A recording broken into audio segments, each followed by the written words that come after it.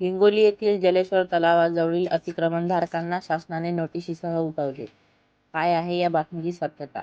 जलेश्वर तलावाजवळील अतिक्रमण करून राहिलेल्या नागरिकांना शासनाने का नाही केले पुनर्वसन? श्री माननीय उद्धव बाळासाहेब ठाकरे गटाचे श्री विनायकराव भिसे पाटील यांना प्रशासनाने का नजरकैद केले होते?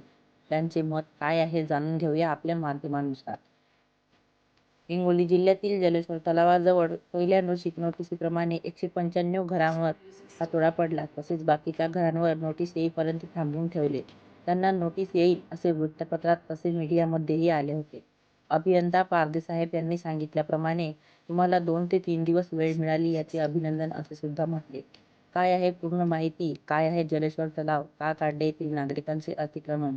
48 तासाच्या वेळेमध्ये अचानक अतिक्रमण कसे काय काढण्यात आले याची संपूर्ण माहिती घेण्याकरिता सत्यता पडताळणीकरिता हिंगोली येथे महाराष्ट्र न्यूज 24 लाईव्हची टीम धडकली आणि सत्य काय आहे ते जाणून घेतले. चला तर मग आमच्यासोबत आपणही जाणून घेऊया जलेश्वर तलाव अतिक्रमण विषय. भिसे पाटलांचे मत व त्यांचे पुनर्वसन काय आहे. महाराष्ट्र न्यूज 24 लाईव्हचे विनोद कुमार तसेच हिंगोली प्रतिनिधी विशेष प्रतिनिधी सिद्धार्थ खिल्लारे, जिल्हा प्रतिनिधी शेख हकीम, शहर प्रतिनिधी सिद्दीकी बागवान, तालुका प्रतिनिधी शेख तलीब तसेच संपूर्ण टीम तथा वाशिम जिल्ह्यातील विशेष प्रतिनिधी पूजा बळसोड, शहर प्रतिनिधी शेख लतीफ यांनी कव्हरेज केले. छायांकन शेख लतीफ यांनी केले. अतिक्रमण माहिती सिद्धार्थ खिल्लारे यांनी दिली. मदतनीस शहर प्रतिनिधी शेख सिद्दीकी बागवान यांनी केली. तथा तलावाजवळील तथा सुंदरीकरणाची संपूर्ण माहिती शेख तलीम यांनी दिली. तत्पूर्वी चला तर मग बघूया या बातमीचे काय आहे ते सत्य. तत्पूर्वी आमच्या YouTube चॅनलला जरूर सबस्क्राईब करा. नमस्कार.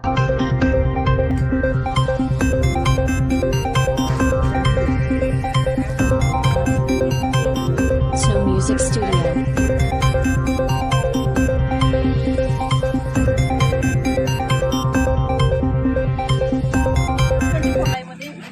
आपले स्वागत करते आणि आज आपण आलो आहोत हिंगोली येथील जलेश्वर तलावचा जो भाग आहे, जलेश्वर तलाव ज्याला म्हटलं जातं, तिथे तलाव कट्टा हे सुद्धा नाव त्याला दिलेले आहे.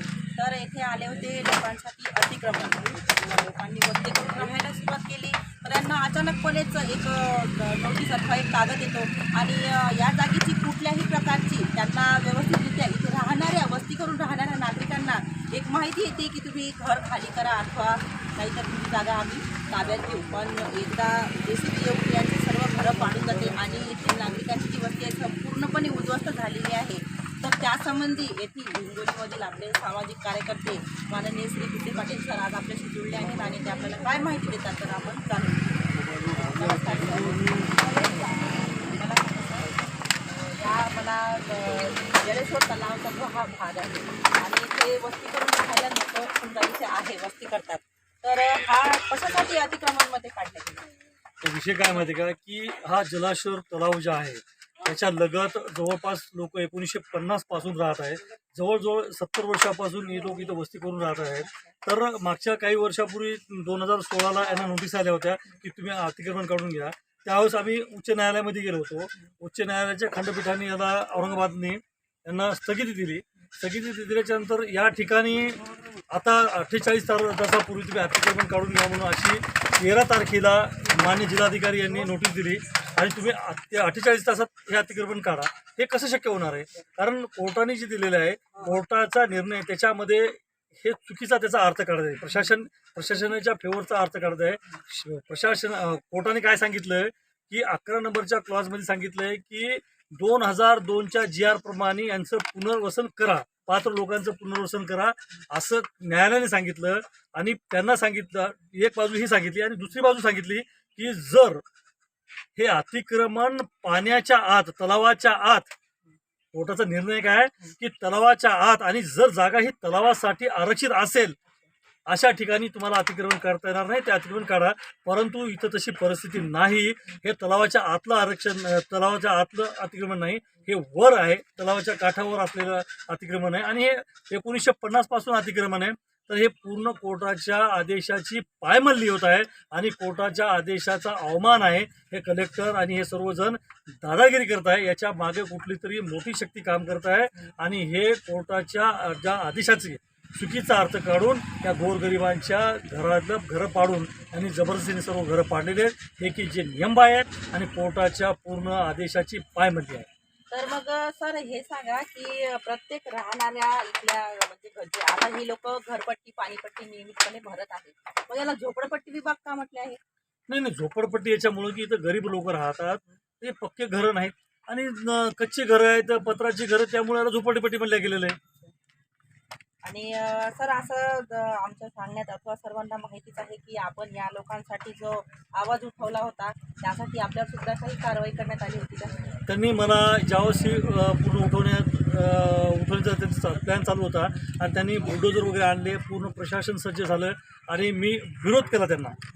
तेव्हा हे घरं पाडू नका आणि इथल्या लोकांना सांगितलं की तुम्ही घरातल्या घरात राहा, घराच्या बाहेर कोणीही निघू नये असं त्यांना सांगितलं. पण कायदा काय सांगते की घरातून तुम्हाला कोणाला काढता येणार नाही.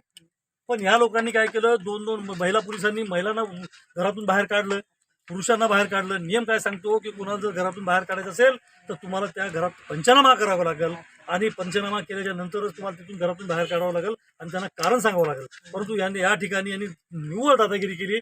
महिला पोलिसांनी महिलांना घराच्या बाहेर जबरदस्तीने उचलून काढलं, लहान मुलांना उचलून काढलं, वयोवृद्धांना उचलून काढलं. ही निव्वळ दादागिरी आणि दादागिरीच केली यांनी. सर म्हणजे आता जी ही जनता म्हणजे बेघर झालेली आहे आणि अतिशय घाबरलेली आहे आणि यांच्या मनात एक भीती दडलेली आहे की आता जर आम्ही काही बोललो तर आमच्या जीवितात धोका होऊ शकते. तर पोलीस प्रशासनाचं हे कितपत योग्य आहे अथवा शासन काय शासनाने हे असं करावं का? नाही, शासनानं खरं पाहिलं तर इथल्या जिल्हाधिकाऱ्यांनी आम्ही त्यांना सांगितलं होतं की तुम्ही आम्हाला यांनी 48 तासाची नोटीस दिली होती आम्हाला की 48 तासात तुमचं अतिक्रमण काढून घ्या तुम्ही. पण आम्ही त्यांना काय सांगितलं की आम्हाला 7 दिवसाचा वेळ द्या तुम्ही, आम्ही आमचं जे अतिक्रमण आहे आम्ही काढून घेतो, आम्ही तुम्हाला लेखी स्वरूपात सुद्धा देतो की भाऊ आम्ही आमचं अतिक्रमण काढून घेतो. परंतु यांनी कुठलीही मुदत दिली नाही. 48 तासात कसं कोण काढणार? ज्या ठिकाणी 70 वर्षापासून आम्ही रहिवास करायलो, 70 वर्षापासून या ठिकाणी आम्ही राहत आहोत आणि तुम्ही आम्हाला येसाल आणि 48 तासात तुमचं सगळं सामान काढून घ्या, हे कसं शक्य आहे? तर आम्ही त्यांना 7 दिवसाची मुदत मागितली. त्यांना आम्ही लेखी द्यायला सुद्धा तयार झालो होतो की 7 दिवसाची तुम्ही आम्हाला मुदत द्या, आम्ही तुम्हाला लेखी स्वरूपात देतो की आम्ही आमचं अतिक्रमण काढून घेतो. तरी सुद्धा कलेक्टरनी कुठलीही आमचं म्हणणं ऐकून घेतलं नाही.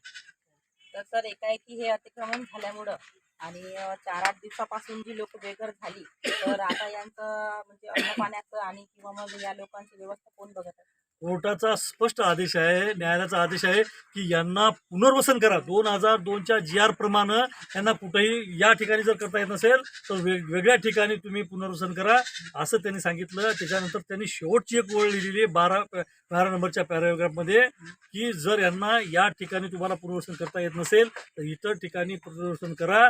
त्यांची एक योजना तयार करा, योजना तयार करून त्याची एक वेटिंग लिस्ट म्हणजे एक प्रतीक्षा यादी तयार करा आणि त्या प्रतीक्षा यादीप्रमाणे त्यांना तुम्ही घरं द्या किंवा जागा द्या असं न्यायालयाने सांगितलं. पण हे तर कुठलंच तसं झालं नाही, कुठलाच प्रकार झाला नाही. आले सरळ बुलडोजरून चढवून सगळेच काढून टाकले. ही एकदम चुकीची बाब आहे. माननीय जिल्हाधिकारी साहेब यांनी निव्वळ दादागिरी आणि दादागिरीच केली या ठिकाणी. तर जिथं सर आपला देशात आझादी का अमृत महोत्सव साजरा होतो तर त्या ठिकाणी मोदी साहेबांनी यांना स्वच्छतेविषयी जागरूक करून यांना स्वच्छतेची म्हणजे शौचालय वगैरे बांधून देण्याचं कार्य केलं. त्यानंतर भरपूर काही अशा सुविधा यांच्यासाठी काढल्या. मग काय की अतिक्रमण येण्याचं कारण? आता याच्यामध्ये काही अदृश्य शक्ती काम करत आहेत. आता ह्या मोठ्या लेवलपर्यंत काम चालू आहे. तर काही गोष्टी काय आपण जर आरोप केले तर ह्याच्यावर राजकीय स्वरूप आलेलं आहे. इथलं जे स्थानिक आमदार वगैरे आहेत या लोकांनी स्वतःचे हित जोपासण्यासाठी हे सर्व काम केलेलं आहे. आणि या बेघर झालेल्या नागरिकांना अथवा हे जे लहान मुलं वगैरे सर्व आहे तर यासाठी तुम्ही यांना फक्त आश्वासनं द्याल, ती पूर्ती कराल की फक्त तात्पुरता दिलासा द्याल, काय कराल? नाही, आश्वासनाचा विषयच नाही. विषय कसा माहिती आहे का की कारण उच्च न्यायालयाच्या आदेशाची कलेक्टरनं पायमल्ली केली. तर याच्यासाठी आम्ही दिल्लीमध्ये सर्वोच्च न्यायालयामध्ये दाद मागणार आहोत आणि इथल्या सर्व लोकांना सांगतो की तुम्ही घाबरून जाऊ नका. आपण सर्वोच्च न्यायालयामध्ये दाद मागू, परंतु आमची आज अडचणी आहे. आम्हाला 100% सर्वोच्च न्यायालयावर विश्वास आहे की ते आम्हाला न्याय देतील. पण सगळ्यात महत्त्वाची अडचण अशी आहे की न्यायालयाला उद्यापासून सुट्ट्या आहेत आणि आजपासून सुट्ट्या आहेत. मग आजपासून 15 दिवसाच्या नाताळच्या सुट्ट्या आहेत 2 तारखेपर्यंत. तर 2 तारखेपर्यंत उच्च न्यायालयामध्ये आम्ही काहीच करू शकत नाही. तर आम्हाला जावं लागेल 2 तारखेनंतर उच्च न्यायालयामध्ये जावं लागेल. कारण ज्यावेळेस मुंबईची धारावीची झोपडपट्टी पाडण्यात आली होती त्यावेळेस तिथले नागरिक सुप्रीम कोर्टामध्ये गेले होते. तर सुप्रीम कोर्टाने असा आदेश दिला होता की यांचं पुनर्वसन कुठंतरी इतर ठिकाणी करा आणि त्यानंतर तुम्ही हे झोपडपट्टीला हात लावा. तर त्या ठिकाणी सुप्रीम कोर्टाच्या आदेशानुसार त्यांचं वेगळ्या ठिकाणी पुनर्वसन केलं होतं. तर हेच सायटेशन घेऊन आम्ही सुप्रीम कोर्टात जाणार आहोत आणि सुप्रीम कोर्टामधून आम्हाला खूप आशा आहे सुप्रीम कोर्टात आमचं म्हणणं मांडेल आणि या लोकांचं पुनर्वसन करेल.